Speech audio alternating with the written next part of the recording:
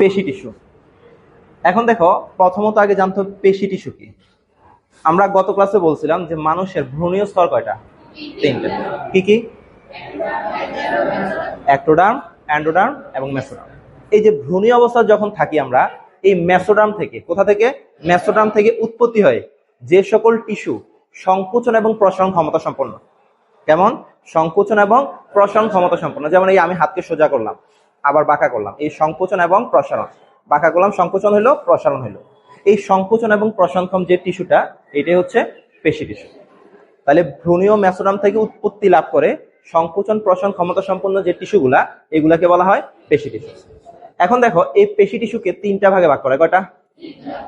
একটা হচ্ছে ঐচ্ছিক, অনৈচ্ছিক, আর হচ্ছে হৃৎপেশি। ঐচ্ছিক, অনৈচ্ছিক এবং হৃৎপেশি। এখন দেখো, আমার ইচ্ছা হইলো আমি হাতকে সোজা করলাম, আবার ইচ্ছা হইলো হাতকে বাঁকা করলাম, আমার ইচ্ছা হইলো এক স্থান হতে অন্য স্থানে গেলাম, আবার ইচ্ছা হলো স্টপ হয়ে গেলাম। তাহলে এই যে পেশিগুলা আমরা আমাদের ইচ্ছা অনুযায়ী কিন্তু কি করতে পারি? চালনা করতে পারি। অন্যের কোনো হস্তক্ষেপ নাই। আমার ইচ্ছা হইলো চালনা করলাম, ইচ্ছা হলো এটাকে কি করে ফেললাম? বন্ধ করে ফেললাম। এই পেশিগুলাকে বলা হয় ঐচ্ছিক পেশি। আবার দেখো, তুমি ধরো খাদ্য গ্রহণ করলা, পাকস্থলী প্রাচীরের পেশিগুলা এটা কি বন্ধ হয়ে থাকবে?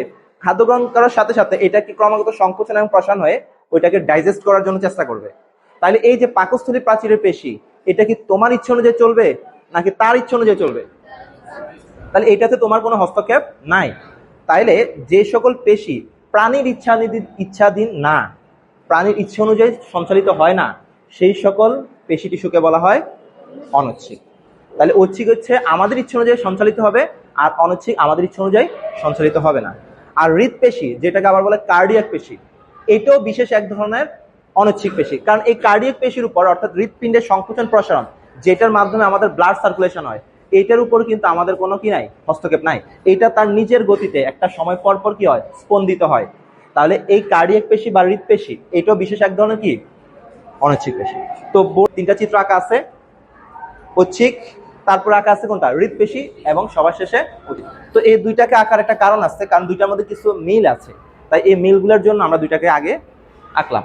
এখন দেখো, এই ঐচ্ছিক পেশির গঠনটা যদি আমরা দেখি, এই শেপের গঠনটা হচ্ছে ঐচ্ছিক পেশি। মনে রাখবা, যেটার মধ্যে আড়াআড়ি ভাবে ডোরাকাটা যুক্ত থাকে তাকে আবার ডোরাকাটা পেশি বলা হয়। কি বলা হয়? ডোরাকাটা পেশি। আর যেটার মধ্যে কোনো আড়াআড়ি ভাবে ডোরাকাটা থাকে না, যেমন এই পেশিটার মধ্যে দেখো, তাকে কি বলা হয়? মসৃণ পেশি। কি বলা হয়? তাহলে যেটার মধ্যে আড়াআড়ি ভাবে কি থাকে? ডোরাকাটা থাকে। যেমন দেখো, এই যে ডোরাকাটা টাইপ, এটা কি বলা হয়? ডোরাকাটা পেশি। তাহলে আমরা বলতে পারি ঐচ্ছিক পেশির আরেকটা নাম কি? ডোরাকাটা পেশি। আর দেখো, অনৈচ্ছিক পেশি, এটার মধ্যে কোনো ডোরাকাটা আছে, তাহলে এই পেশিটাকে আমরা বলতে পারি মসৃণ পেশি। তাহলে ডোরাকাটা পেশি বা মসৃণ পেশি ক্লিয়ার। এবার দেখো, এই যে পেশির উপরের দিকের যে আবরণ, এই আবরণ, উপরের দিকের আবরণকে কি বলা হয়? সার্কোলেমা। কি বলা হয়? তাহলে পেশি টিস্যুর উপরের আবরণকে কি বলা হয়? সার্কোলেমা। সার্কোলেমা। পেশি টিস্যুর উপরের আবরণকে কি বলা হয়? সার্কোলেমা। এবার দেখো, এই পেশি টিস্যুর মধ্যে এইখানে কিছু সুতার মতো বা রড আকৃতির কিছু কোষ আছে। এই যে দেখো, পেশি টিস্যুর মধ্যে এই যে এই কোষগুলোকে বলা হয় মায়োফাইব্রিল। পেশি টিস্যুর মধ্যে যে রড আকৃতির কিছু কোষ আছে বা সুতার মতো, ফাইব্রিল, ফাইবার থেকে আসছে ফাইব্রিল। ফাইবার মানে কি? তন্তু বা সুতা। এই শেপের যে কোষগুলো আছে, এগুলাকে বলা হয় মায়োফাইব্রিল। কি বলা হয়? মায়োফাইব্রিল। মায়োফাইব্রিল। তাহলে আমরা বলতে পারি ঐচ্ছিক পেশি শাখা প্রশাখা বিহীন, এটার মধ্যে কোনো কি নাই? শাখা প্রশাখা নাই। এবার আসো, এটার সাথে যদি আমরা হৃৎপেশির মধ্যে একটু যাই, এই হৃৎপেশির উপরে আবরণকে কি বলবা? সার্কুলেমা। মানে পেশি টিস্যুর উপরে আবরণকে কি বলা হয়? সার্কুলেমা। আর এটার মধ্যেও কিছু রড আকৃতির কোষ আছে, এগুলো কি বলবা? মায়োফাইব্রিল। এবার এটার মধ্যে একটু পার্থক্য দেখো তো। এই যে এইটার একটা শাখা বের হয়েছে, কিন্তু এটার মধ্যে কোনো শাখা ছিল না। তাহলে তোমাকে যদি বলে কোন পেশি শাখান্বিত? হৃৎপেশি। এই যে হৃৎপেশির মধ্যে একটা শাখা প্রশাখার মতো অংশ বের হয়ে গেল। এবার দেখো, এই যে হৃৎপেশির কিছু নির্দিষ্ট জায়গায় কোষগুলা ঘন সন্নিবিষ্ট হয়ে একটা থালার মতো এই যে একটা গুচ্ছ তৈরি করলো না? কোন জায়গায় এটা?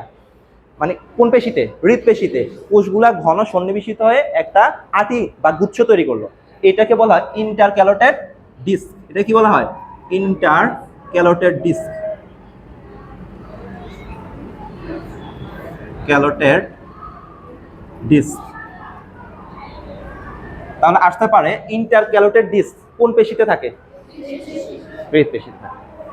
লাস্ট ওয়ান হচ্ছে অনৈচ্ছিক পেশি। এই আকৃতিটাকে বলা হয় মাকু আকৃতি।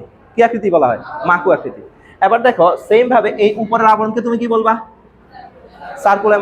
আর যে বিশেষ কোষগুলা, এই যে রড আকৃতির যে কোষ, এটা কি বলবা? মায়োফাইব্রিল। আচ্ছা, আর এটার মধ্যে কোনো আড়াআড়ি ভাবে ডোরা কাটা নাই, তাই জন্য এই পেশিটা কি বলবো আমরা? মসৃণ। তাহলে এই হচ্ছে 3 ধরনের পেশি টিস্যুর গঠন এবং তাদের স্ট্রাকচারটা অর্থাৎ চিত্রগুলা।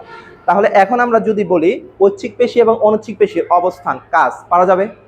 তাহলে আগামীকালকে এইচডব্লিউ হচ্ছে এটা চিত্র সহ তুমি গঠনগুলো লিখে আনবা, আর ঐচ্ছিক পেশি এবং অনৈচ্ছিক পেশির মধ্যে পার্থক্যটা করে ফেলবা। তাহলে এই পার্থক্যটা যদি তুমি পড়ো, তাহলে এটার মধ্যে কিন্তু তোমার বৈশিষ্ট্য বা সবগুলা তথ্য চলে আসবে পার্থক্যের মধ্যে। বৈশিষ্ট্য দিয়ে তুমি পার্থক্য করতে পারবে। ক্লিয়ার? তাহলে বুঝতে পেরেছো সবাই? তো ঠিক আছে, আজকের মতো এখানেই। আল্লাহ হাফেজ।